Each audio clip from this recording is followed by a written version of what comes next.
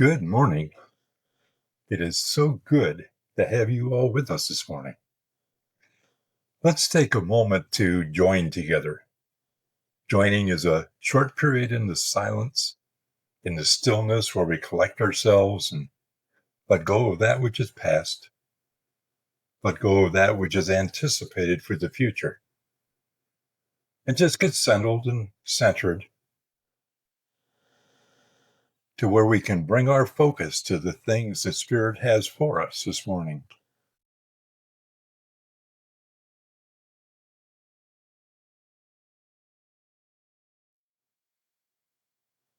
Infinite Spirit of love, light, and wisdom within. We are told in oh so many places, we don't need to look for love. We simply need to remove from ourselves, from our consciousness, the things that block the natural flow of love through us. So as we come together this morning, let us come together in a common purpose, a common intent to release all that stands between us and the experience of the flow of divine love to us, and more importantly, through us, to reach out and to touch those around us who may as yet still be lost in their confusion. We declare this to be so. We give thanks that it is so, and so it is. Well, usually I like to give a little bit of an introductory talk for a minute or two to kind of set up, if you will, to tee up our expectations for what the message will be. But quite frankly, I haven't got the foggiest idea what the message is going to be. So we'll find out what Spirit has for us just as soon as we get back from our chant.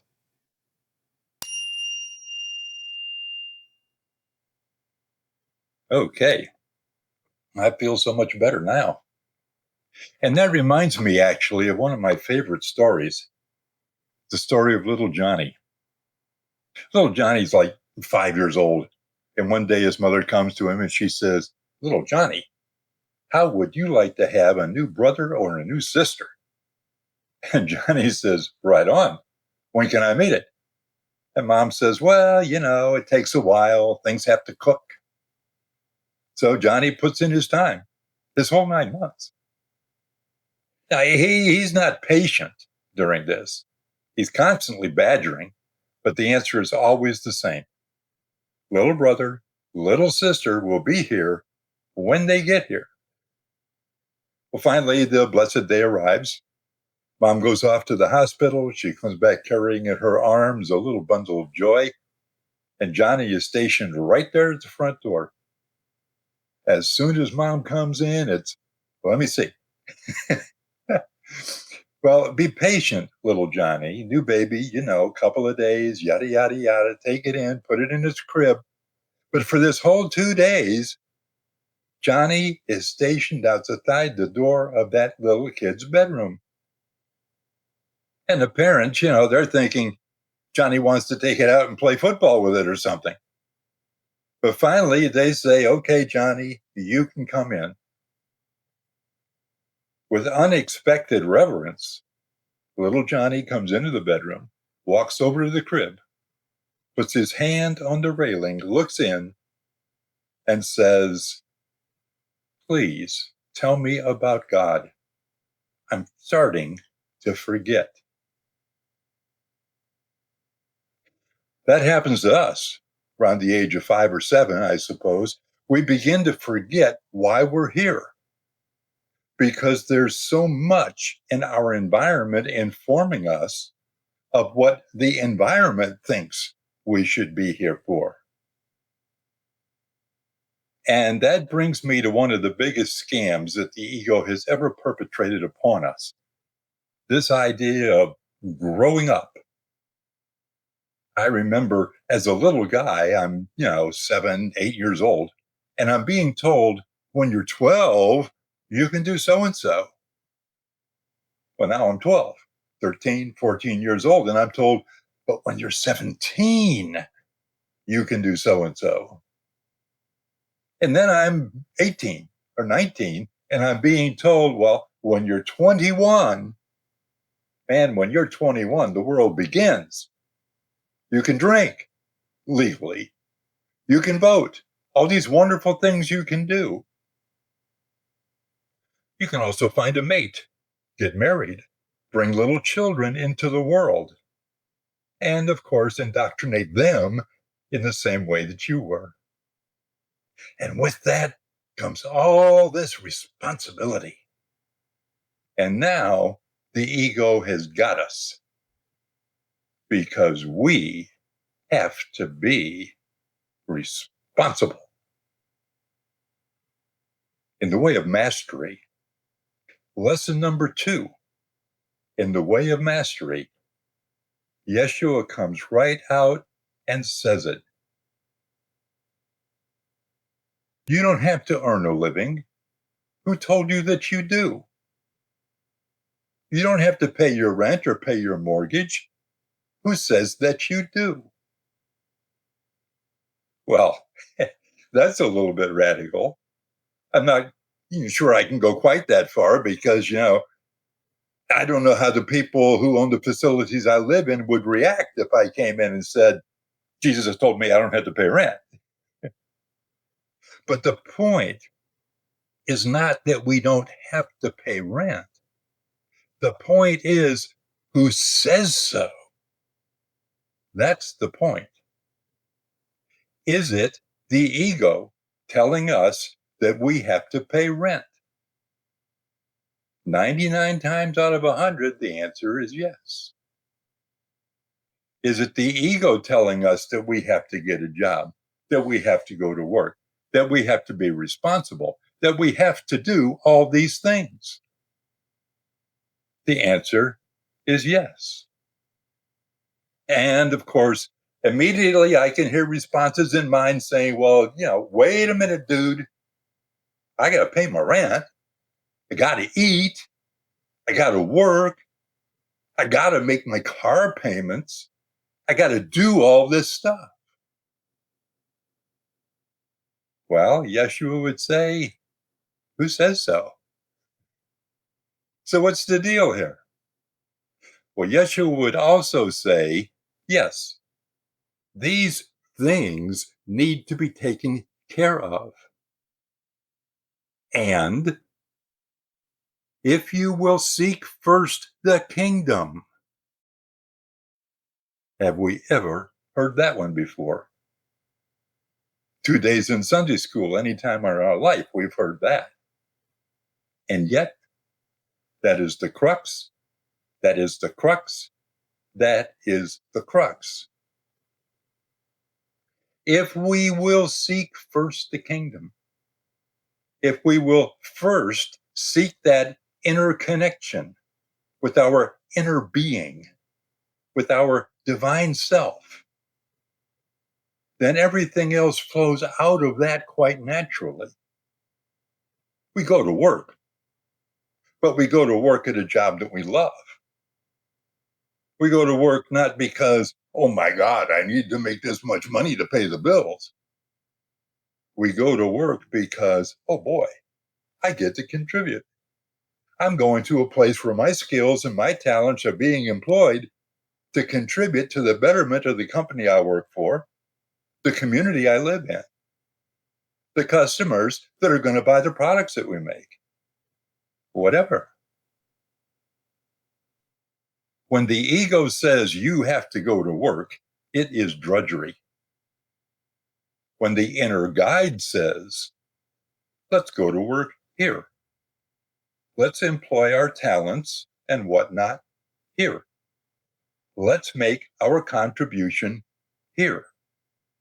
Then it becomes, notice the body language, then it becomes something that is coming from the root chakra up through the creative center, through the power center, and out into the world through the heart center.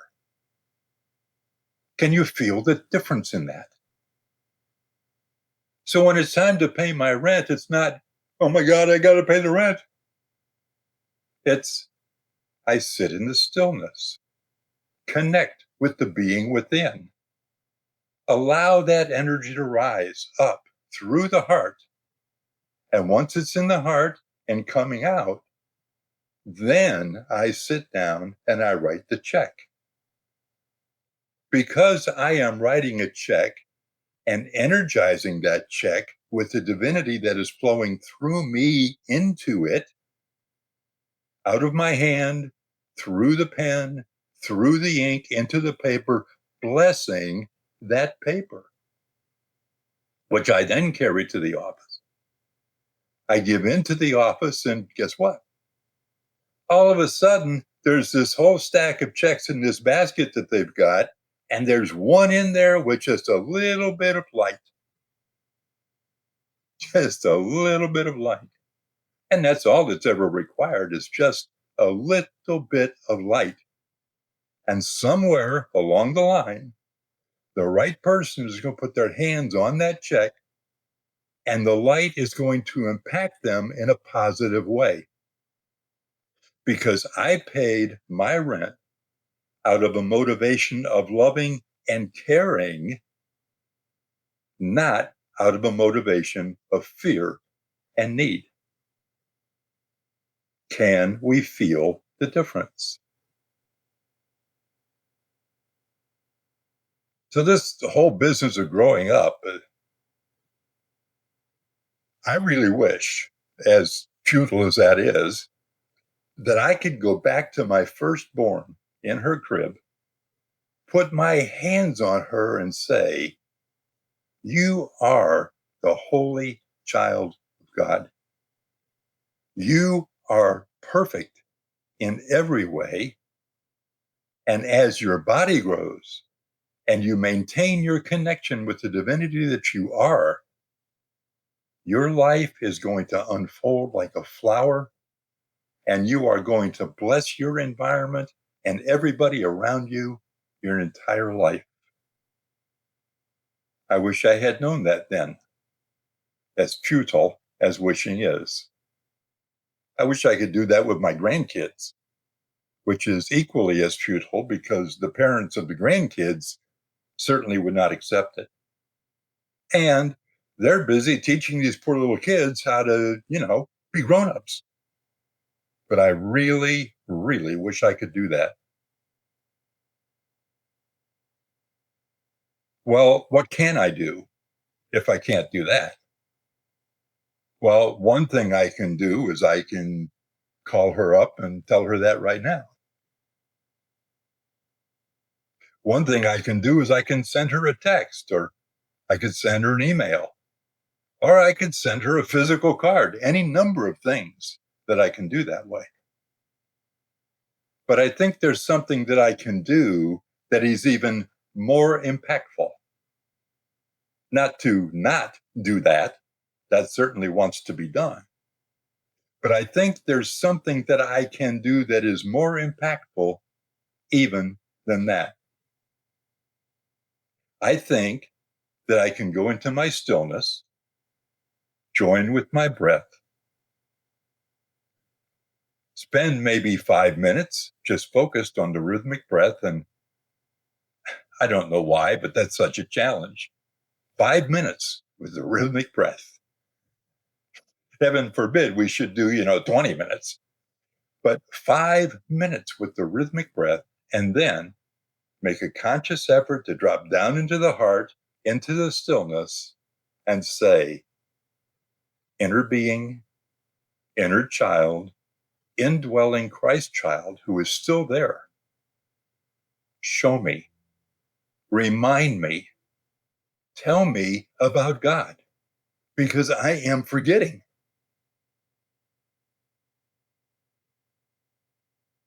And in that stillness, in that quiet, let that child bless me.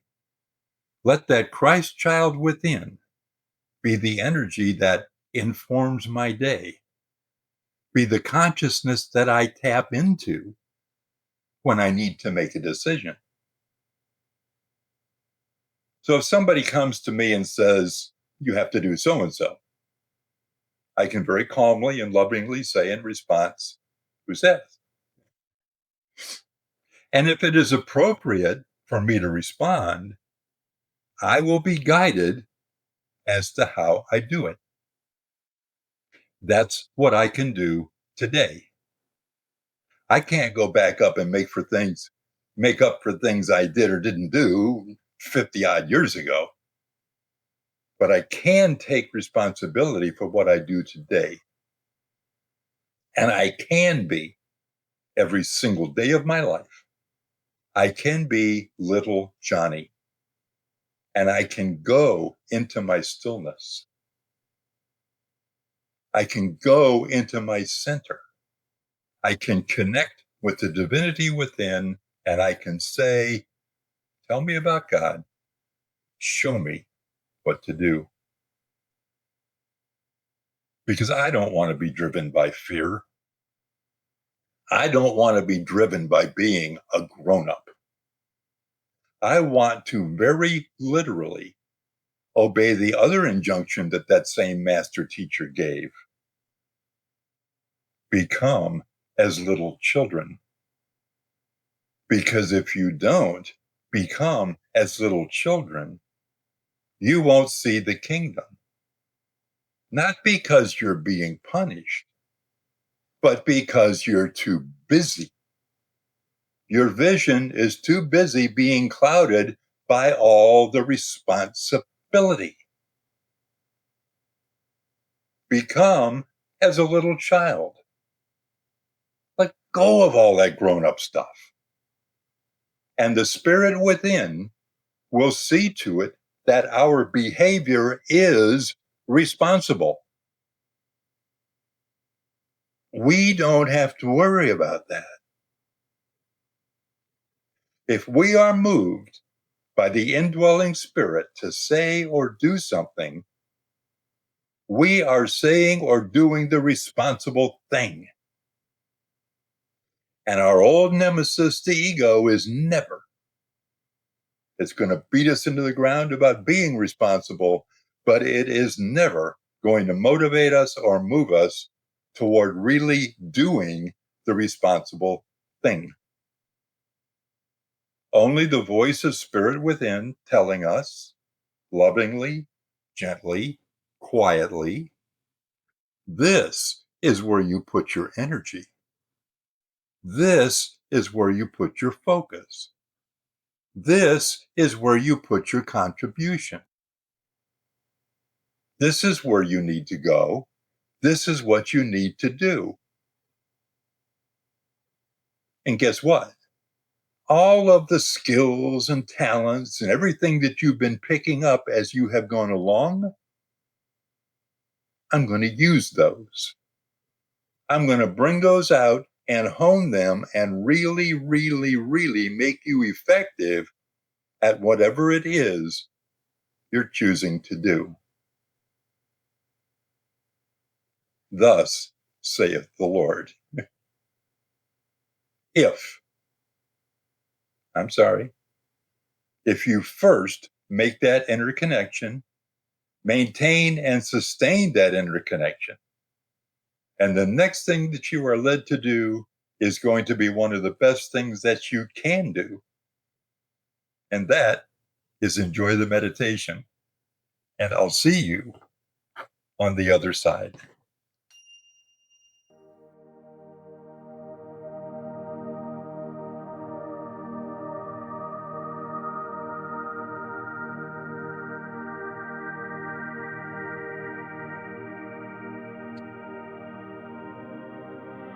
In the 1960s, there was a popular song by a group called Peter, Paul, and Mary.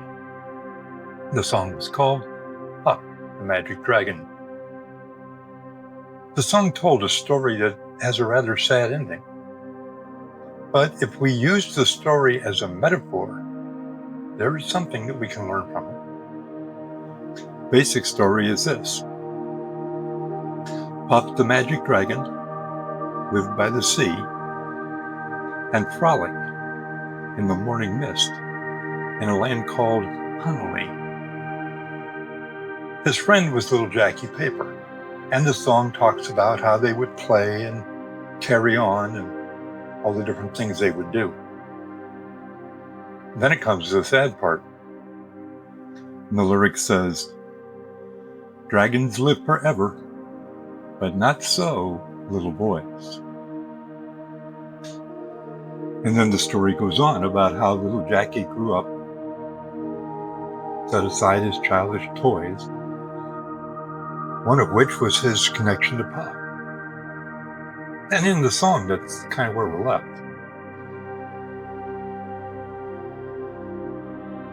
But as a metaphor, the land of Hanalei represents our original home in spirit, and Pup represents our divine presence, our divine self, our inner being. In the early years of life, most of us are able to play freely in that magic land. And that's all we know. It's a magic land. I close my eyes, I go to a garden, I frolic in the garden with all my friends, I frolic with the fairies, I frolic with the elementals.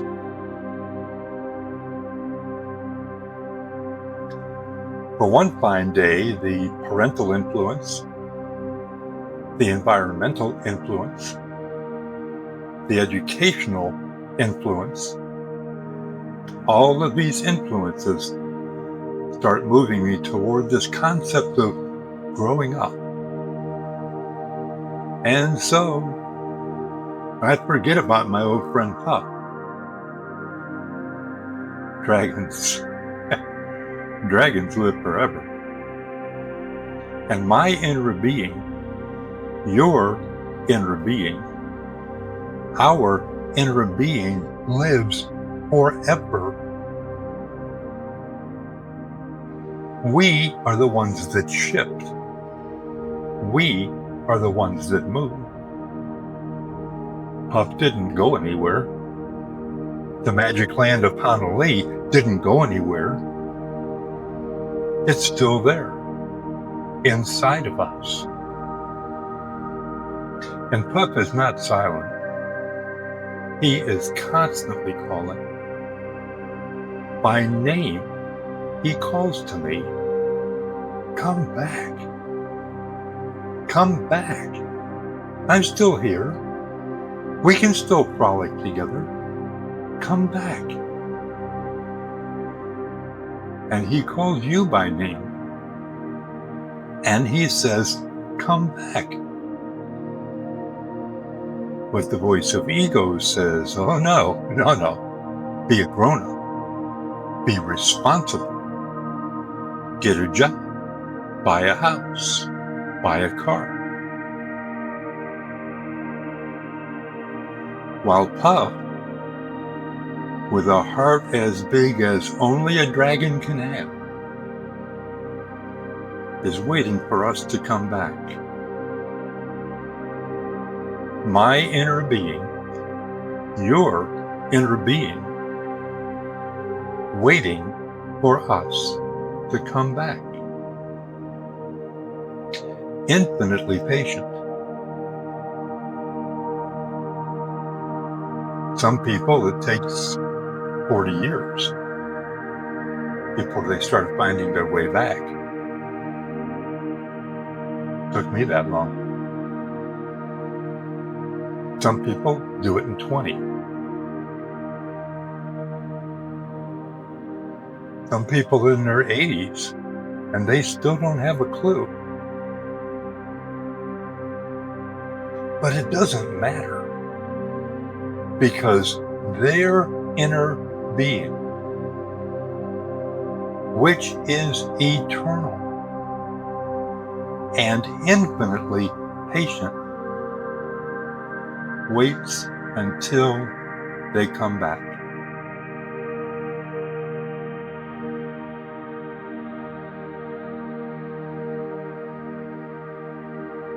Kind of like the story of the prodigal son, now that I stop and think about it. Because when we come back,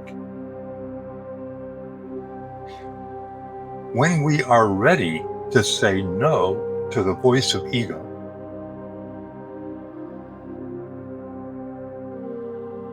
when we are ready to go into the stillness and to center, focus on the breath, drop down into the heart center. When we are able to reconnect with the truth of who we are, there is such an incredible celebration in heaven.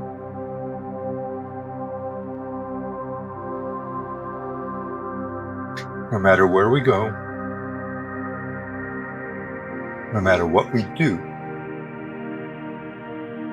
no matter how determined we may be to do it our way, always the inner being, the indwelling Christ, is waiting for us and calling to us.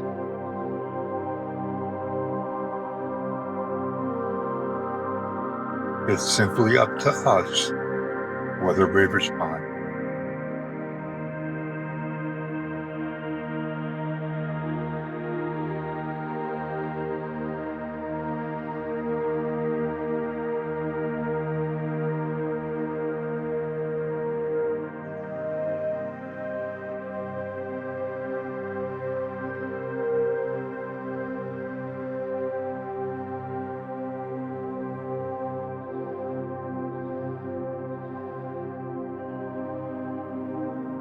And when you're ready, very gently open your eyes.